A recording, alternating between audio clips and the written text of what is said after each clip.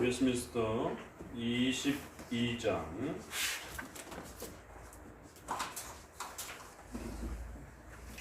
21장 보조적인 내용으로서 윌리엄 굿지의 교일 성수에 대한 또 그런 교리 문답 내용들을 함께 읽어봤습니다.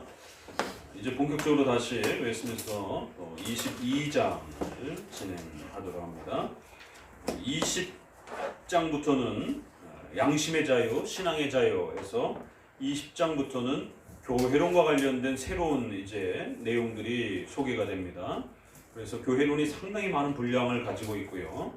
그래서 양심의 자유, 신앙의 자유라고 하는 교회가 어떻게 모아지는 것인가, 또 성도들은 어떻게 교회 생활을 하는 것인가, 이 모든 것은 양심의 자유 속에서 개인의 양심의 자유로운 신앙 고백에 의해서 시작되는 것이, 그것이 바로 교회인 것이. 그렇게 자원함으로 모여서 예배하고 하나님의 말씀을 배우려고 하는 것이 교회라는 것입니다. 그래서 그렇게 모여서 21장에 바로 예배가 등장을 합니다. 그러니까 이러한 그 웨스트민스터의 구조는 상당히 조금 놀라운 것이에요. 그러니까 우리가 오늘날의 21세기의 조직신학 관점에서 보게 되면 교회론의 내용으로 들어가면 교회의 정의부터 나옵니다.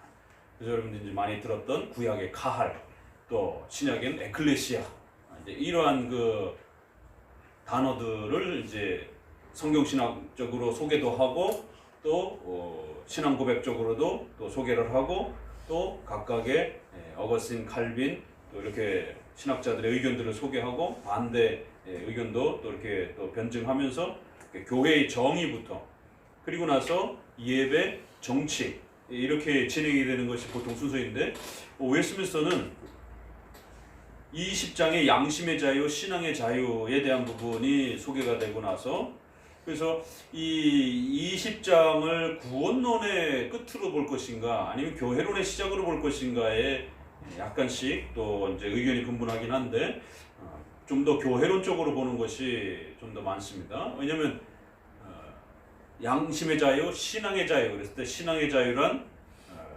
죄로부터의 자유, 의식법과 이러한 사회법으로부터의 구약의 그러한 규제법으로부터의 자유, 이러니까 구원론에 대한 그 내용을 다루고 있는 것처럼 보여져요.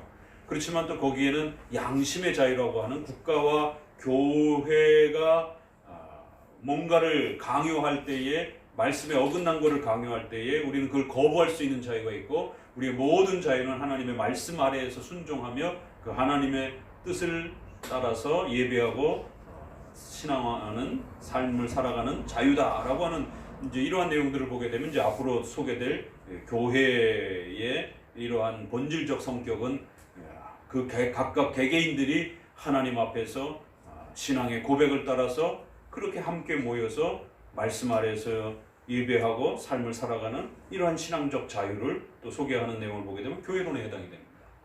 그래서 교회론적으로 좀 더 많이 보게 되는데요. 그렇게 해서 신앙이란 무엇인가를 소개하면서도 그 신앙은 반드시 교회라고 하는 신앙 공동체와 함께 그렇게 예배와 삶을 살아가야 된다라고 하는 이제 이러한 내용으로 시작을 합니다. 그러면서 바로 교회의 정의가 25장에 나오는데, 교회의 정의를 소개하기에 앞서서 예배를 먼저 21장에 주일 성수와 예배의 중요한 요소들의 원칙론적인 그러한 규정 원리를 소개를 합니다. 어떤 의도가 있지 않겠어요? 웨스트민스터를 공부할 때 항상 깊이 들여다보셔야 되는 것은 구조. 웨스트민스터는 구조에도 신학이 담겨 있습니다.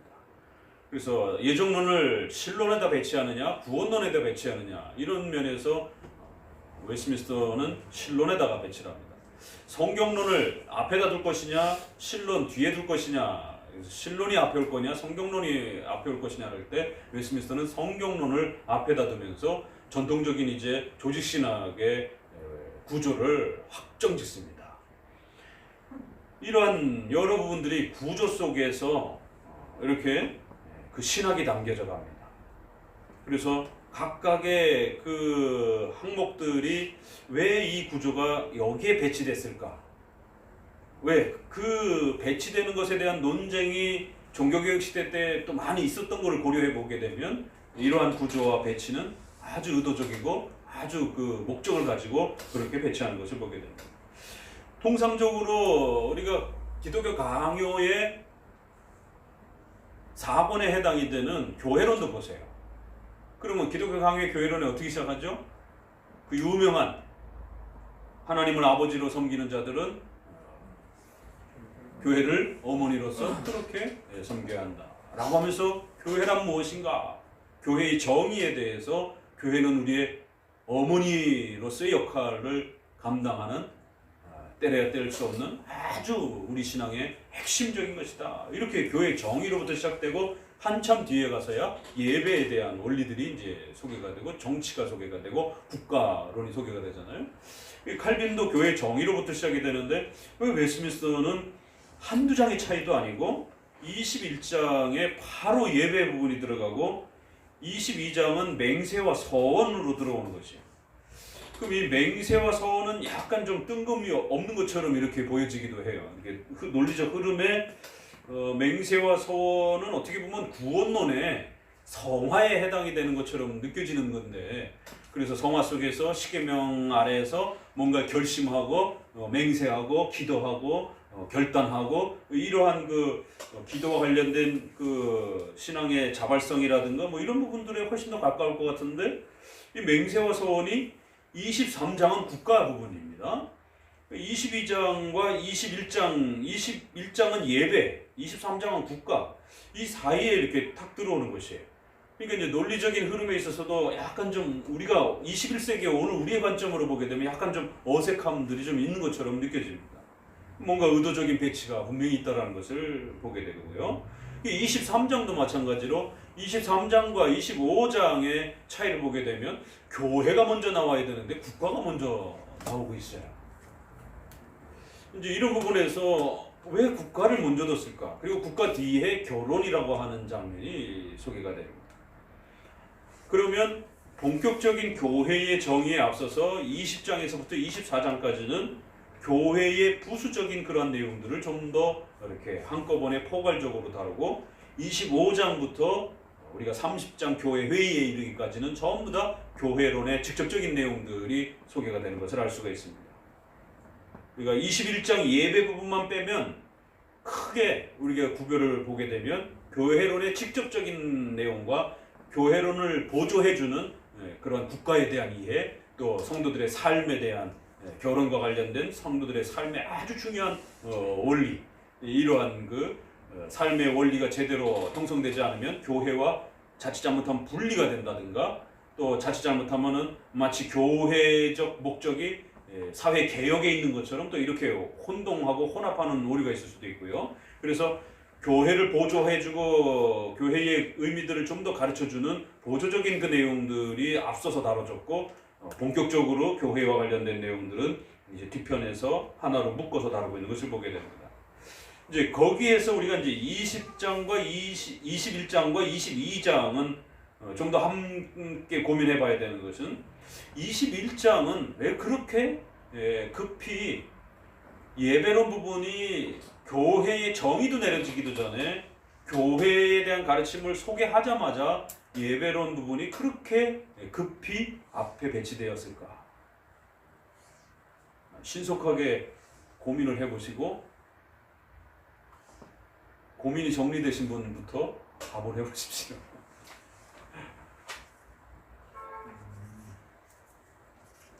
자, 큰 구조는 일단 제가 정리해드렸어요. 그래서 보조적으로 좀 더 교회를 보충해 주려고 하는 주제들이 하나로 앞서서 먼저 다뤄졌고, 그 다음에는 교회에 대한 부분들이 뒷부분에 한꺼번에 묶였어요. 그렇지만 이제 이 순서가 나중에 와서는 이제 논리적으로 조금 이렇게 불안정하기 때문에 조직신학에서는 교회의 정의를 다뤄주고, 그 다음에 예배론, 정치론, 그리고 나서 이제 부수적인 주제들, 국가와 관련된 부분들, 성도들의 삶과 직업과 관련된 이런 부분들이 교회 생활과 어떻게 주일 성수와 이 6일의 삶이 어떻게 또 이루어져야 되는가, 이제 이런 이야기들이 뒤에 이렇게 차곡차곡 정리가 되는 게 훨씬 좀 더 논리적으로 튼튼한 것으로 그렇게 이제 후대에 와서는 21세기, 20세기에서는 정리가 됩니다. 자, 그건 큰 주제는 그렇게 좀 이해하시고, 그러니까 이 시대에는 좀 더 어떤 다른 목적 때문에 이 간접적인 주제들이 앞으로 배치가 됐어요. 그 이유를 먼저 하나 추적하셔야 되고요. 그런 과정 중에서 더더욱 21장은 아주 굉장히 급히 신속히 다뤄야 될 그런 이유가 있는 것처럼 그렇게 모든 항목들을 뒤로 하고 제일 앞에 소개가 되어진 것을 보게 됩니다. 고민을 좀 하셔야 돼요.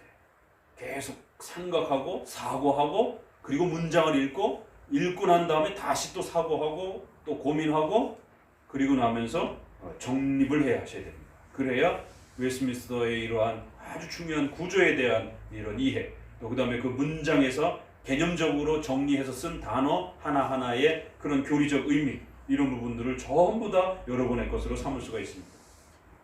자, 그러면 21장에 왜 예배가 왔는가? 어떤 이유 때문에? 이걸 먼저 대답해 보세요. 자, 매도 항상 먼저 맞으라고. 김지선이. 어떤 이유가 있어서 예배론 항목이 이렇게 서둘러서 앞에 배치됐을까요?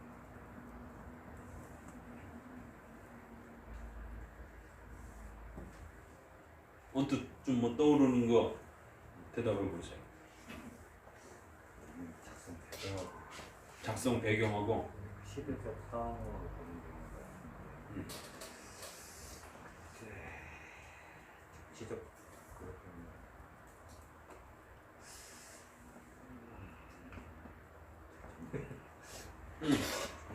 약간 운을 띄워서 더 답을 좀 쌓아보세요.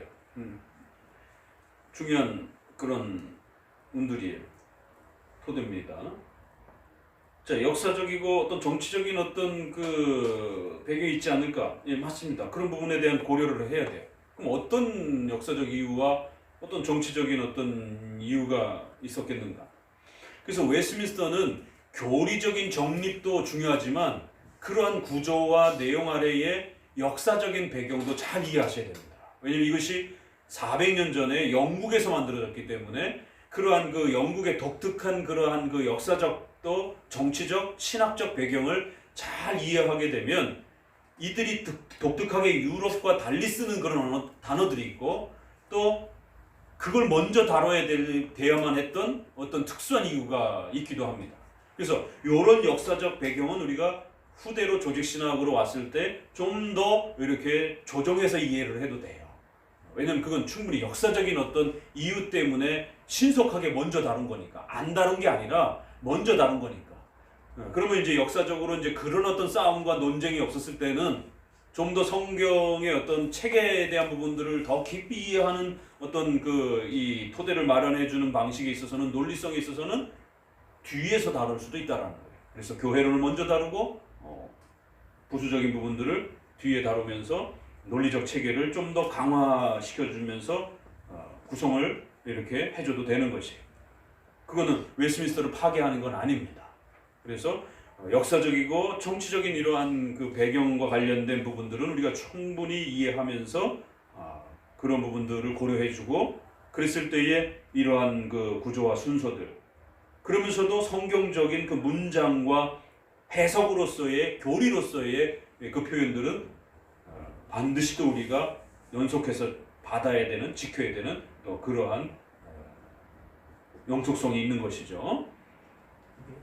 19, 20, 21장의 어떤 그 연관성들 율법이라고 하는 부분에서 이제 그 자유라고 하는 자유적으로 자발적으로 지켜져야 되는데 이제 그런 어떤 20장, 21장 연관되는 것들 시대적 배경을 살펴보면 당시 이제 예배를 드리지 못하게 했던 그게 이제 자유를 어떤 억압하고 핍박하는 어떤 그런 부분들을 해서 이제 그 21장 혹시 뒤에 20장 뒤에 21장으로 신속히 이게 그런 경우가 있지 않을까? 그것도 중요한 이슈가 됩니다. 웨스트민스터에서 가장 그 속을 썩였던 그 이단들은 무율법주의자들. 그래서 십계명을 무시하고 율법에 대한 구약의 이러한 위치와 자리들을 무시하는 이러한 자들 때문에 19장의 율법 항목이 아예 항목 자체로 이렇게 장으로 구성이 되면서 아주 중요한 기준점을 이렇게 마련해 주기도 합니다. 그러면서 그 율법주의자들이 국가의 질서도 파괴하고 제세례파였으니까 바로 그 무율법주의자들은 그래서 율법주의자들은 주로 로마 카톨릭에 해당이 된다라면 무율법주의자들은 믿음만 강조하고 신비 체험만 강조하면서 이렇게 영적 체험만 강조하는 제세례파는 무율법주의자였기 때문에 근데 이제 무율법주의자들이 상당히 많은 영향을 끼치면서 국가의 권세, 자리 이런 부분들을 다 망가뜨리고 또 교회의 이러한 질서 속에서도 조직 유형교회적 질서와 예배적 질서와 이런 부분들을 다 파괴하고 이러한 그 무율법주의자들의 심각한 그 영국 뭐 유럽도 그렇지만 영국에도 엄청난 그 피해와 이러한 부분들을 고려할 수밖에 없는 생각할 수밖에 없는 그래서 그들에 대한 배격으로 율법이라고 하는 항목이 율법의 삼용법으로서 율법이 예수님을 믿고 난 이후에 왜 여전히 선하고 우리에게 있어서 중요한 삶의 기준이 되는지에 대해서 소개하고 그리고 나서는 20장에 와서 양심의 자유, 신앙의 자유라고 하면서 그 양심과 신앙의 자유는 예수 그리스도로 말미암아 죄로부터의 자유이면서 동시에 십계명을 기준으로 하나님의 뜻에 순종할 수 있는 성화의 규범으로서 또 진리에 순종하는 자유다 이렇게 그리고는 신속히 예배적 질서 부분들을 회복하고자 하는 이런 또 방향성도 있습니다. 중요한 지적이에요. 또 다른 분들.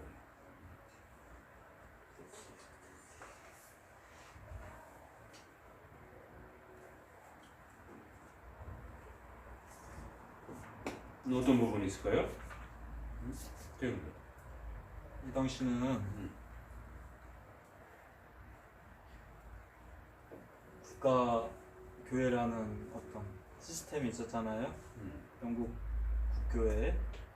근데 여기서 어떻게 갱신된 교회 간 국가 간 그러니까 두 왕국 시민으로서 하나님 왕국과 세상 왕국이 그런 긴장 가운데서 어떻게 신자 구실을 할 것인지에 대해서 그런 표준과 기준이 필요했는데 그것 중에서 22장에서 맹세와 서원에 관한 게 그런 두 왕국 시민으로서 살아야 될 그런 이슈에 많이 부딪혀 노출되는 쟁점이거든요. 그렇죠. 국가론과 관련해서도 아주 중요한 내용이 담겨 있는 부분입니다. 어떻게 국가의 시민으로서 그리고 그리스도인으로서 이 두 신분을 어떻게 적절하게 세상 일반 종세상에서 녹여낼지에 대해서 그에 대한 처방과 해안을 제시하기 위해서 예배와 국가론 사이 22장 이 위치에 있는 게 아닌가. 잘 봤습니다. 그 부분도 또 아주 중요한 역사적 배경이 돼요.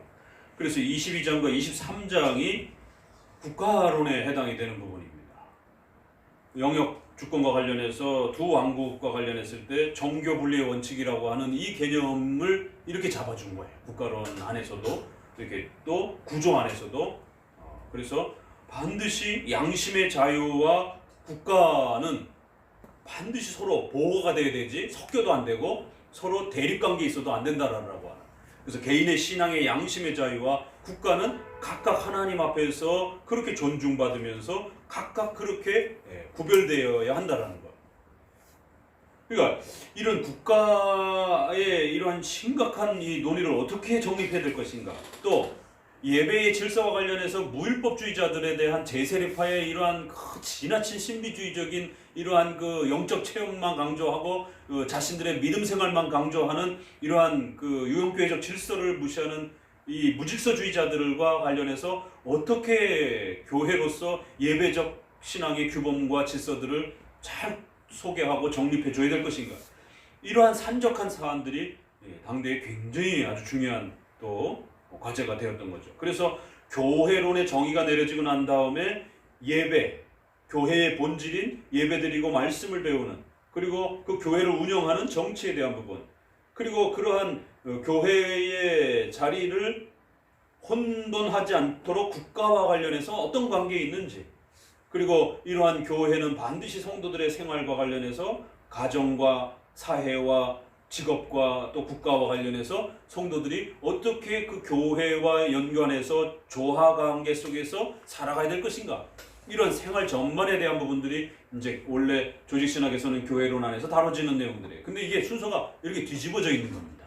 그래갖고 교회론에 대한 부분에 정의를 내리기 앞서서 국가와 관련된 그러한 그 예민한 주제들을 어떻게 그 시대에 17세기 당시의 사회와 국가 속에서 이걸 정리해줘야 될 것인가, 또 결혼이라고 하는 아주 중요한 민감한 주제들을 영국 사회 속에서 어떻게 그 백성들이 결혼, 직장, 삶의 이러한 중요한 부분들을 또 교회와 연결해서 이해해야 될 것인가, 이런 부분들이 앞서서 먼저 이렇게 다뤄져요.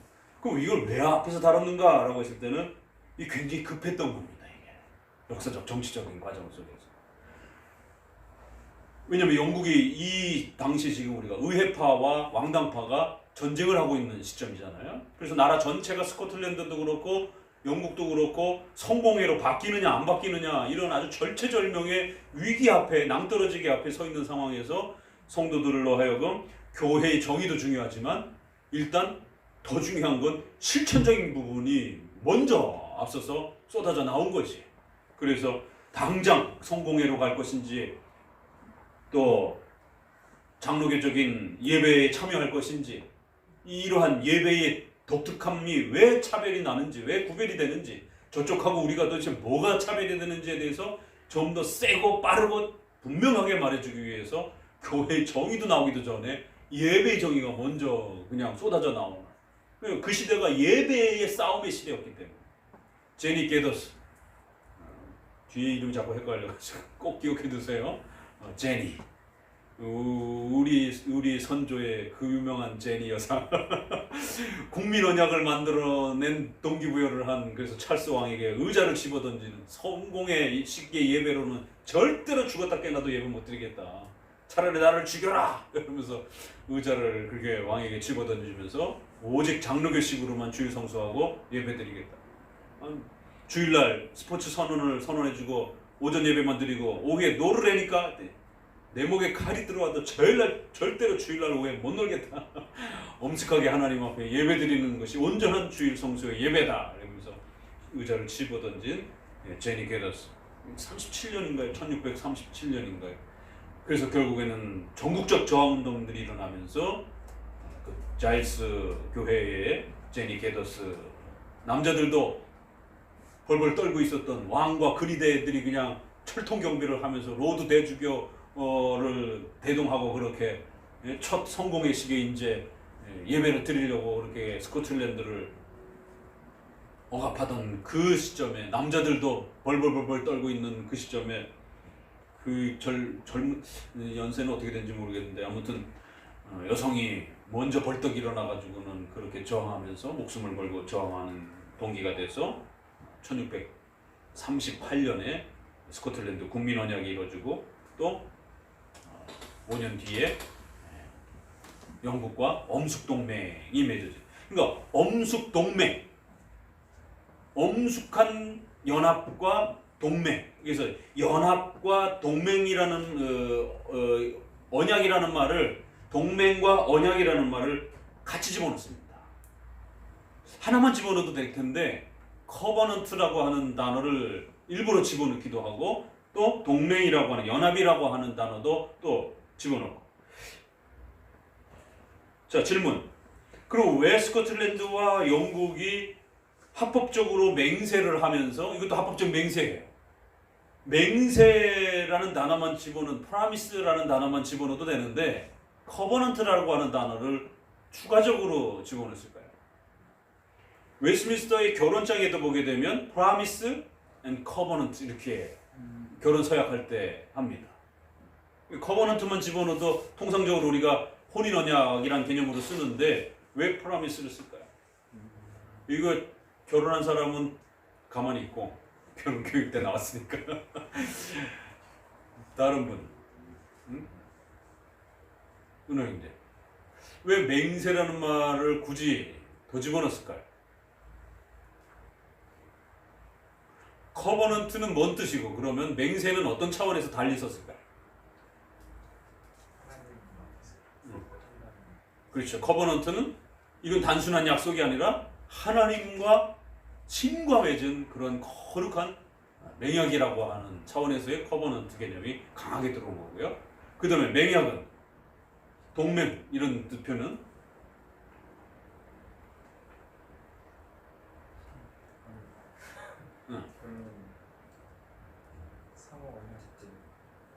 그렇죠. 그러니까 일반적으로 상거래상의 정치적으로 사회 상규상에서 쓰여지는 그런 약속들, 계약들 이러한 것에 준하는 그래서 이건 국가 간의 국가 간의 그런 조인하는 그런 엄숙한 그러한 법률적 맹세 조항이다라고 하는 개념으로서 절대로 함부로 국가 간의 이러한 외교 관계를 생각하면 함부로 깰 수 없는 그러한 맹약의 개념으로서 동맹 이렇게 표현을 했고 또 하나는 그것으로도 부족한 면이 있기 때문에 더 나아가서는 신과 맺은 너희가 신과 맺은 이제 이거는 약속이다라고 하는 커버넌트라는 단어를 강력하게 끌어옵니다.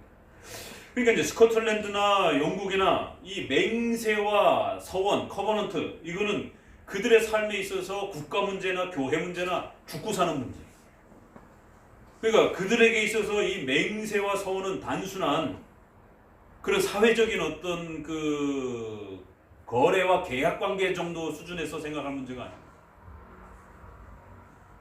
제 박사 논문이 이제 이 주제와 관련해서 스코틀랜드와 영국에서 왜 이 두 나라는 독특하게 이 언약이라고 하는 이러한 그 고백 속에서 이 교회론이 묶여지는가?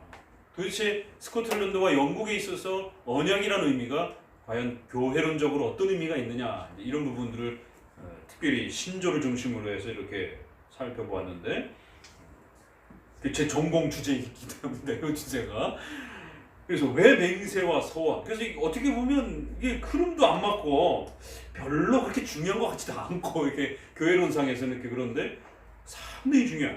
그러니까 이 주제가 신앙 고백으로 담겨져 있는 어떻게 보면 거의 유일한 신앙 고백입니다. 웨스트민스터. 한번 여러분 생각해 보세요. 돌트 신조에 없습니다. 하이델베르그, 벨직, 스코틀랜드는 좀 다른 방식으로 되어 있고 그러니까 스코틀랜드, 영국 빼놓고는 맹세, 서원 이런 부분이 있는 신조가 없어요. 항목 안으로는 들어가 있지만 장 자체가 이렇게 따로 뺄 정도로 구별되어서 이렇게 다른 신앙 고백서가 많지 않아요. 자, 이렇게 해서 이제 우리가 조금씩 접근해 갑니다. 간접적인 주제를 먼저 다루는 거는 그 시대가 그럴 수밖에 없었다라는 거예요. 그래서 당장 무율법주의자들인 제세례파도 신속하게 물리쳐야 되고 지금 또 왕당파와 의회파라고 하는 생명을 죽음 앞에 두고 있는 그래서 감독주의의 영국 성공의 형태 로드 대주교의 이러한 형태로 카톨릭식의 변형인 성공회식 예전으로 갈 것인지 아니면 새롭게 개혁을 외치는 스코틀랜드식의 이런 엄숙한 성경적 예배 질서 좀 더 구체적으로 말하면 장로교적 예배 질서를 쫓아갈 것인가 이 절체절명의 그들의 40년대를 생각해 보게 되면 이건 빨리 말을 해주고 빨리 정립을 해줘야 되는 거죠. 이게 진짜 예배다라고 로드 대주교를 중심으로 한 성공회식의 그런 예전은 이건 가짜다라고 절대로 참여하면 안 된다. 그래서 예배론 장면이 규정적 원리라고 하는 형태로 들어오는 것이 그리고 그것도 순서적으로 제일 앞에 그리고 또 분량도 8장이라고 하는 20장 항절 뭐 이렇게 하면 8절 8항목 정체로 이렇게 배치가 됩니다.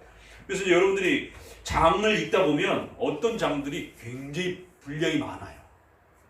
양자로는 한 장에 들어가 있어요. 사실은 그거는 굳이 좀 뺀 거예요. 이렇게 원래 칭의론에 이렇게 들어가서 붙어도 되는데 좀 더 빼면서 한 장으로서의 어떤 그 중요성을 좀 더 구별해 준 거고 그래서 어떤 장은 한 절이나 항목밖에 없어요. 근데 21장도 8개의 항목이 형성되어 있습니다. 굉장히 중요한 내용으로 많은 분량을 담아낸 것이죠.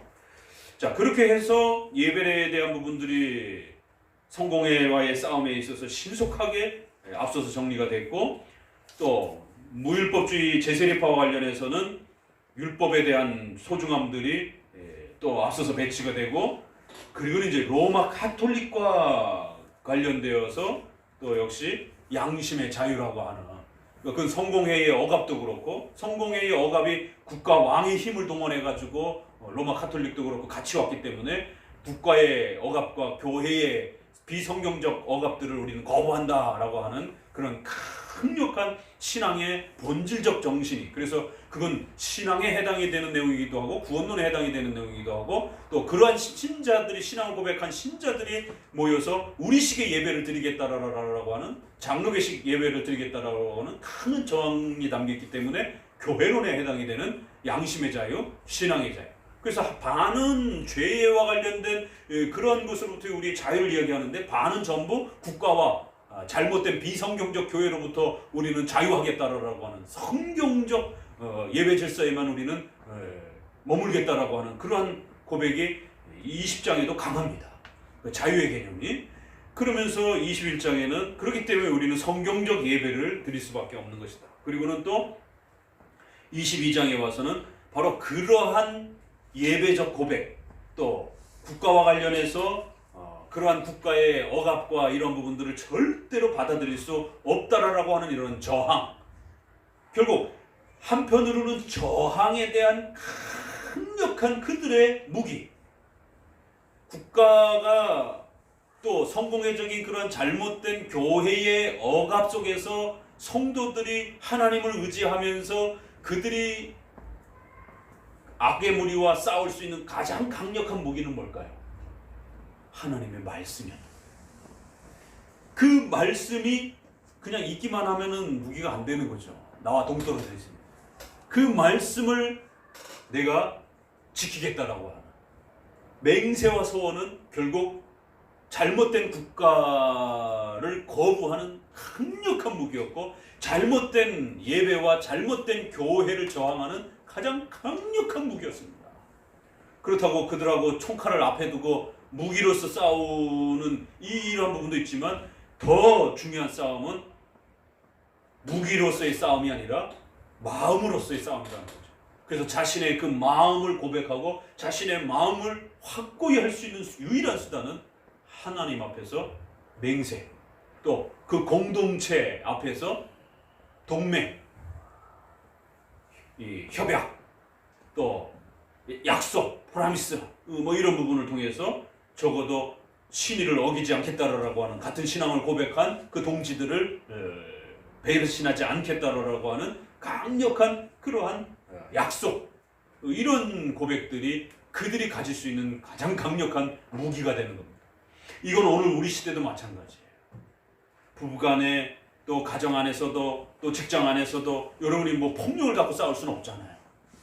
그래서 여러분의 신앙을 위협하고 여러분의 신앙을 자꾸 이렇게 타협하게 만들고, 또 때로는 이런 전염병과 또 이러한 그 여러 가지 이유를 가지고 빌미를, 핑계를 가지고 교회를 핍박할 때, 그렇다고 또 바로 무기를 들을 수도 없고, 무기를 드는 것은 마지막에 가서 전 국민과 교회의 생존이 위협받을 때 마지막 이민을 가든 거기서 싸우다가 다 전사를 하든 마지막 카드로서 쓰는 것이지, 처음부터 그렇게 쓸 수 있는 건 아니란 말이에요.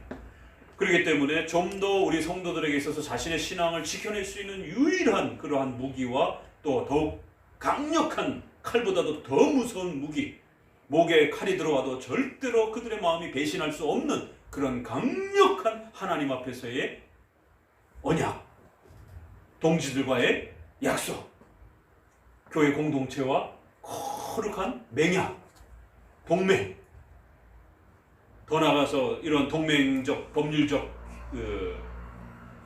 약속이 주어지게 되면 군사적 지원도 해줄 수가 있고, 그쪽이 침략을 받으면 영국에서 도와주고, 영국이 침략을 받으면 스코틀랜드에서 도와줄 수 있는 이러한 사회적, 법률적 그러한 틀 안에서의 맹세 또 이러한 동맹관계의 협약 개념들을 그들의 가장 큰 무기로 그렇게 고백한 거죠. 그래서 이거는 어떻게 보면 20장의 반복이기도 해요. 사실 20장과 22장은 같이 이렇게 묶여 있어도 됩니다. 그래서 우리 헌법에 교회법에 8개의 교회 정치 원리를 보게 되면 제1번이 양심의 자유 원리. 교회의 정치란, 교회 질서란 양심의 자유 속에서 그 법을 지키겠다라고 한 사람들에게 구속력이 있는 것이지, 교회법은 영적인 법이기 때문에 벌금을 먹이거나 수갑을 채울 수는 없단 말이에요. 그래서 그 각각 개인이 이 교회의 질서를 지키겠다라고 하는 강력한 신앙 고백, 그건 가장 무서운 고백인 거예요. 세상의 법률은 경찰이 없으면 몰래 얼마든지 할 수도 있어요. 그러나 교회의 법이란 겉으로는 허술해 보여도 그의 마음을 옥죄는 거기 때문에 그 어떤 경찰이 없어도 하나님 앞에서, 그 교회 앞에서 지키기로 한 그 교회적 질서의 맹세는 반드시 지켜가는 이러한 무서운 힘을 갖게 됩니다. 그래서 교회 정치란 겉으로는 수갑을 채울 수 없지만 우리의 마음의 수갑을 채울 수 있는 보다 더 강력한 인간의 마음을 움직이고 마음을 또 억제케 하는 양심의 자유. 두 번째는 그러한 개개인들이 모였을 때 또 교회도 그 개인을 받을 건지 안 받을 건지 교회의 자유. 그리고 나서 이제 본격적으로 6개에 대한 부분들이 또 일반 윤리적인 부분과 관련해서 소개가 됩니다. 그렇기 때문에 20장 양심의 자유는 그 양심의 자유가 국가와 교회와 관련해서, 특별히 교회 질서와 관련해서 어떻게 또 맹세와 서원을 통해서 여러 세부적 질서를 만들어가는 것인가. 교회법의 이러한 8가지 원리처럼 이 20장, 22장이 거기 다 들어가요.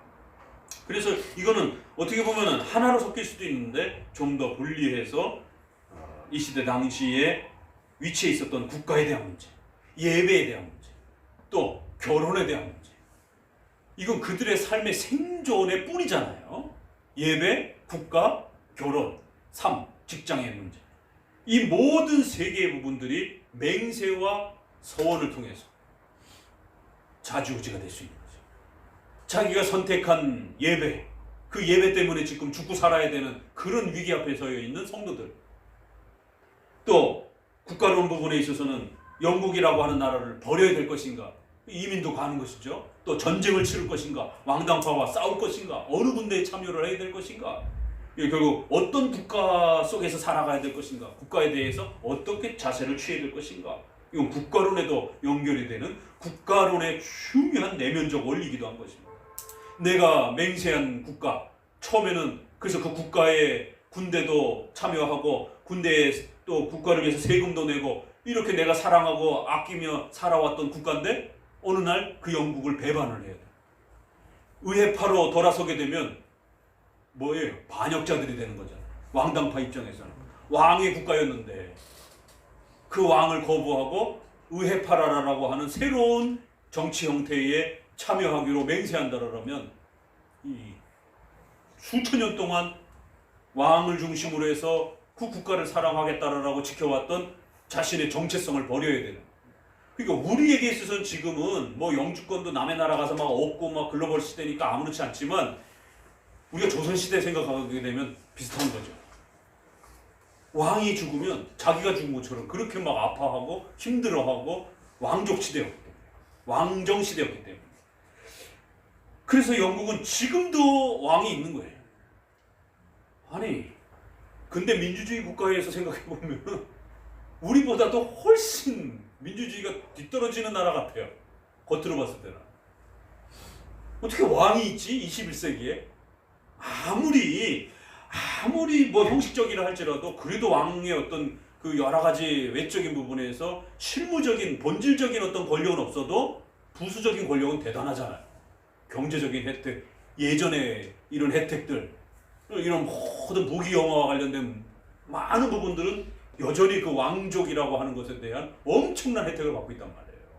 세계적으로도 그렇고 왕실이 이렇게 엘리자베스가 이렇게 뭐 간다든가 또 외빈이 이렇게 외국 수장이 왔을 때 총리를 면담하는 것도 그렇지만 또 엘리자베스가 또 이렇게 면접 뭐 만찬이라도 한번 초대했다 그러면 그걸 굉장한 프라이드로 생각할 정도로 어마어마한 퀄리티와 높은 대우를 받고 있단 말이에요. 아니 민주주의 사회에 그런 왕민족의 어떤 대우를 받는다는 게 얼마나 부당합니까 사실. 일반 서민들 입장에서 생각하게 돼요. 특이한 나라예요. 그런 면에서. 우리도 왕족 시대였지만 우리는 짧은 100여 년 만에 왕족 개념 자체가 싹 없어져 버렸어요.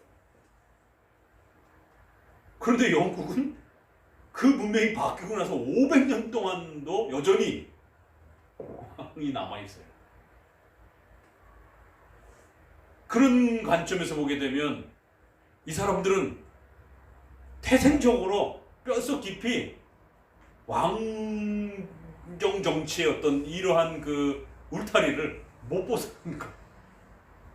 그런 습성들이 못 먹어도 왕족은 있어야 되는 거예요. 뭐 우리가 좀 속된 표현으로 이렇게 한다면 형식적으로라도 왕족 시스템이 있어야 안정감을 누리는 어떤 아주 그런 독특한 민족성을 가지고 있는 그런 그 역사성이 있습니다. 그러다 보니까 그런 왕족을 거부한다, 왕당파를 거부한다. 자기 정체성 자체를 잃어버리는 듯한 그 시대의 한복판에 의회파를 구성하고 그 의회파와 힘을 합쳐서 목회자들이 왕을 버려야 되는데 나라를 떠나야 되는데 더 나아가서 나중에 1549년에 어떤 일이 벌어지죠? 찰스를 처형하죠. 그러니까 아무도 찰스를 손을 못 대는 거예요. 의회파조차도. 그래서 이 전쟁을 이겼는데 왕당파를 물리치고 찰스도 도망가고 이제 막 이러는 과정에서 결국 웨스민스터 47년에 웨스민스터에 이런 신앙 고백도 나오고 48년에 인준도 나오고 막 이러는 그 사이에 결국 왕당파가 이제 지고 의회파가 이겼습니다. 그래서 찰스도 잡아놨어요. 그러니까 대부분 의회파 사람들도 귀양 보내자. 이게 영국 사람들. 죽이자 이게 아니고 귀양 보내자. 그래도 왕인데. 근데 이제 거기에 강경파들이 누구예요? 독립파들. 존 오웬을 따랐던 독립파들. 그래서 우리가 영국 역사에 있어서 이 참 미묘한 요 자리. 존 오웬과 구딘, 나이 이런 분들이 독립파의 아주 유명한 분들인데 더더욱 존 오웬 같은 경우 청교도의 이러한 그 흐름에서 얼마나 많은 사람들이 좋아하고 또 존경하고 그렇습니까? 그런데 그 영국 역사의 한복판에 소위 말한 극단주의를 표방하는 무리가 독립파. 그래서 장로파의 계열인 우리 읽었던 구치, 윌리엄 트위스 이런 여러 영국 장로교의 신학자들조차도 선뜻 못 나서는 거예요. 죽이자라고 못 나서는 거예요. 그냥 귀양 보내자. 그러니까 독립파 사람들이 죽이자 이렇게 나선 겁니다. 강경파였고 극단적 입장을 가지고 있었기 때문에. 그러니까 크로멜이 그 틈새를 딱 보고 독립파 존 오웬과 독립파 사람들을 자기 궁정 목사 라인 쪽으로 딱 끌어들이고 난 다음에 찰스를 죽여버린 겁니다. 영국 역사에서 왕을 죽인다라는 거 이거 상상도 할 수 없는 일입니다. 우리나라로 치자라면 이방원이 왕을 죽인다는 건 우리 역사 속에서 생각할 수가 없잖아요. 조선시대에서. 두고 뭐예요? 그 왕을 처단한 자로서 이렇게 불명예를 끌어안게 된단 말이에요. 그러니까 이방원이 그 악역 역할을 하는 겁니다. 아버지를 위해서. 참 희생을 많이 한 거죠. 어떻게 보면. 왕족의 이런 사람들을 처단하고 죽이고 이런 정말 그 악역을 맡아서 했을 때 나중에 분명히 아버지가 돌아가시면서 왕권을 차지할 때 누가 왕이 돼야 되느냐를 했을 때 저 폭력적인 뭐 이러면 당장 왕권에서 밀려나는 게 빤한 거 아니겠습니까? 그러면은 형식적으로도 멋있고 인자하고 이래야 좀 더 왕의 후보에 이렇게 가까울 텐데 폭력적이고 맨날 칼만 휘두르고 뭐 이런 식으로 이미지가 굳어져 버리게 되면 자신의 다음 왕권에 대한 부분들도 불안해질 수도 있는 건데, 어찌됐든 그때는 살아남아야 되니까 그 악역을 이방원이 나서가지고 신하들도 왕도 막 다 죽여가는지 막 이런 입장에 있을 때 그 악역을 하는 것처럼 영국 역사에 있어서는, 그래서 이방원이 두고두고 그 욕을 먹는 거잖아요. 결국에는 조선 역사 속에 크로멜이 죽여야 될까 말아야 될까를 고민하는 중에 죽여야 이게 끝이 난다. 안 죽이면 여전히 성공회적인 그런 또 요구들이 있을 것이다라고 하는 이제 그런 명분을 내세워서 거기에 또 독립파들이 그런 또 정치적 신학 해석을 힘을 몰아주니까 결국 결단을 해갖고 자기 친위 부대를 중심으로 해가지고 찰스를 처형하라는 겁니다. 그럴 때 이제 이 역사를 우리가 어떻게 해석해야 될 것인가에 대한 많은 또 우리 청교도와 개혁주의를 하는 분들은 고민을 하셔야 돼요. 그래서 이 부분에 어떤 부분은 잘한 거고 어떤 부분은 잘못한 거고 이제 이런 부분에 대한 신학적인 해석을 좀 더 해봐야 됩니다. 왜냐면 그 크로멜, 존 오웬 이런 분들이 다 또 이 장로교 역사에 뺄 수 없는 그런 아주 중요한 어떤 그 역사의 한 지점을 차지하고 있잖아요. 그러니까 프랑스 대혁명 막 이렇게 우리가 비판하고 그럴 때 그들이 제일 많이 하는 얘기가 그런 거죠. 그래도 우리는 너네처럼 그렇게 왕을 죽인 첫 스타트는 아니야. 니네가 처음 스타트지. 프랑스 대혁명은 1789년 아니에요. 그러니까 거기도 자코뱅당을 뭐 중심으로 해서 그 폭력적인 왕들, 저기가 루이 14세라든가 이렇게 해서 그 루이 계열의 왕들을 처단하지 않습니까? 그랬을 때 이제 보수 에드먼드 버크도 그렇고 막 저항하고 이제 막 거기에 대해서 이제 영국 쪽에서 막 비판을 할 때 프랑스 쪽에서 니들이 더 나쁘지. 우리는 처음은 아니야 그래도. 니네는 1600년대에 우리보다 벌써 100년 전에 너희가 왕을 처단한 첫 모범아니야. 고대 역사 속에서 왕을 처단한 역사가 어딨어? 니네가 처음이지. 우린 너네 따라한 거야. 이제 이렇게 되는 거예요. 그게 참 이 맹세와 소원. 그래서 하나님 앞에서 서약하고 동지들하고 그 국민들 전체 국민 언약. 그래서 그 스코틀랜드 국민 언약. 백성들 전체가 커버넌트라고 언약적 개념으로 하나님 앞에서 성경적 예배를 지키겠다라고 하는 그런 맹약을 하는 것입니다. 그리고는 엄숙동맹과 서약 이렇게 해서 영국하고 묶여지는 것입니다. 이 22장은 23장하고 뗄래야 뗄 수가 없는, 결국 국가와 관련해서 자신의 정체성을 버리면서 왕당파를 버리고 이제 새롭게 형성되어지는 의회 민주주의라고 하는 형식의 새로운 국가에 참여하겠다라고 하는 강력한 그런 고백. 이거 과거의 로마 카톨릭을 버리면 지옥 가는 줄 알았어요. 로마 카톨릭 시대, 중세 시대는 그런 것처럼 결국 영국의 왕정 정치를 떠나면 지옥 가는 줄 알아요. 그런 시대입니다. 이 시대 자체가. 그럴 때에 웨스트민스터는 그들에게 절대로 너희들이 여태까지 충성을 바쳤던 그 왕정 정치를 떠난다고 해서 지옥 가는 게 아니다라고 하는 그 위로도 해야 됐던 겁니다.